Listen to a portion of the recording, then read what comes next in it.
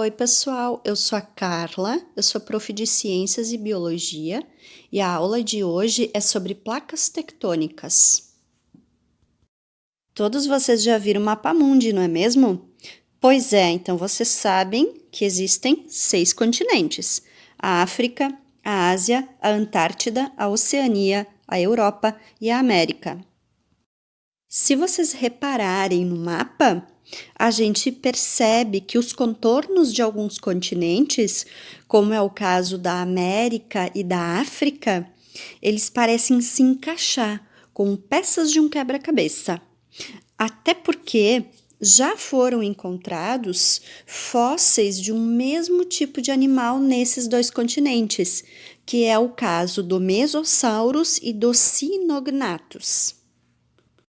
Com base nessas evidências, que são o encaixe do contorno dos continentes e a semelhança entre fósseis, o cientista Alfred Wegener, em 1912, propôs a ideia da deriva continental, que diz que há milhões de anos os continentes estavam todos unidos, formando um único continente chamado de Pangeia. E que, em algum momento, a Pangeia começou a se dividir em partes menores e que, aos poucos, se movimentaram até as posições atuais. Hoje se sabe que essa movimentação ainda continua. Ela é lenta, ela tem uma velocidade estimada de 2 até 10 centímetros por ano. E isso acontece porque os continentes, mas também o fundo dos oceanos, eles estão sobre imensas placas de rochas sólidas, que são as chamadas placas tectônicas. Essas placas se movimentam desde sempre até hoje. Mas como? Bom, você lembra que dentro da Terra, onde está o núcleo e o manto, é super quente? Pois é. O calor é uma forma de energia que se movimenta, inclusive dentro da Terra. E lá ele forma correntes que movimentam também as placas tectônicas.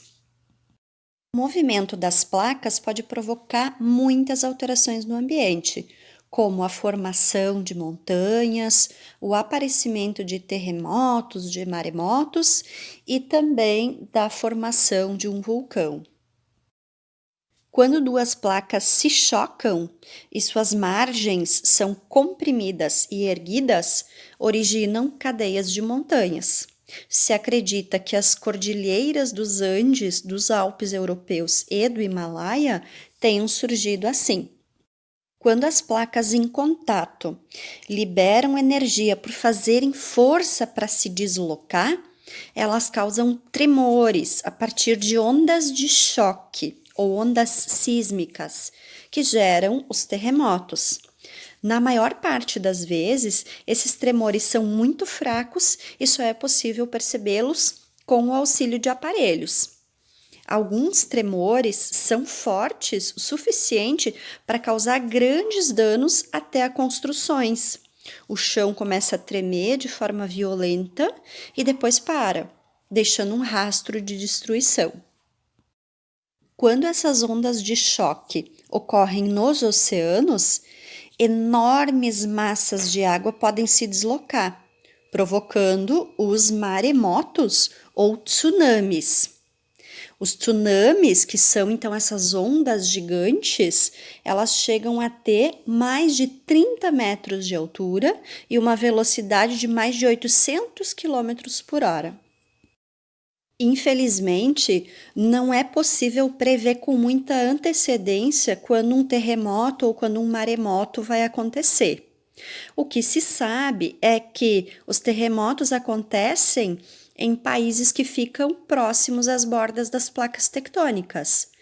No Brasil, por exemplo, que fica no centro de uma placa tectônica, terremotos de alta intensidade nunca foram registrados. Ainda assim, muitos países, inclusive o Brasil, têm um sistema de detecção automática constante de atividades sísmicas, que ajuda justamente a identificar as áreas de risco. Nesse sistema, um dos aparelhos é o sismógrafo, que detecta, amplia e registra as vibrações da Terra.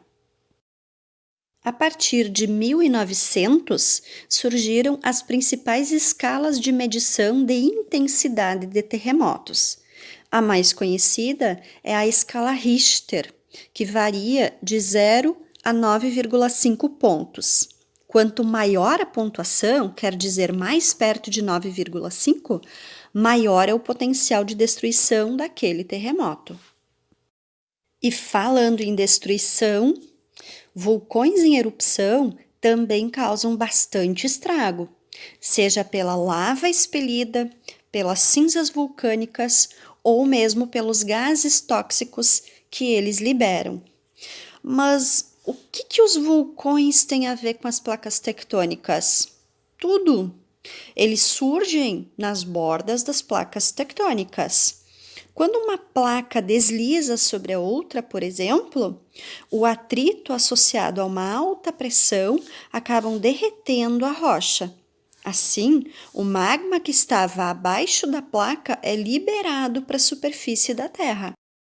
Nem todos os vulcões são ativos, ou seja, emitem fumaça ou expelem lava.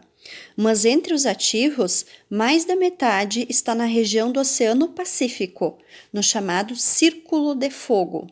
Veja no mapa aí que, apesar de seguros, nós não estamos tão distantes assim do Círculo do Fogo. E aí, pessoal, já estão inscritos lá no meu canal? Se não, vai lá e se inscreve. Se vocês ficaram com alguma dúvida ou surgiu alguma curiosidade a respeito desse assunto, deixa lá registrado no comentário, que eu respondo assim que eu conseguir, tá bem? Até mais!